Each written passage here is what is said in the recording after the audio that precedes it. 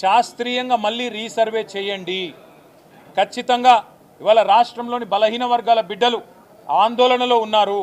మీరు మా సంఖ్యను తక్కువ చేసినట్టయితే రేపు సంక్షేమ పథకాల్లో, మీరు ఇయ్యబోయే ఇండ్లల్లో, లేదా మీరిచ్చే రేషన్ కార్డులలో, మీరు రేపు ఇస్తానని చెప్పిన గ్యారంటీల్లో 420 హామీల్లో మా వాటా తగ్గుతుంది, మాకు అన్యాయం జరుగుతుంది అని చెప్పి అట్టడుగు స్థాయిన ఉన్న ఎంబీసీలు కావచ్చు, బీసీ బిడ్డలు కావచ్చు ఆందోళన పడుతున్నారు.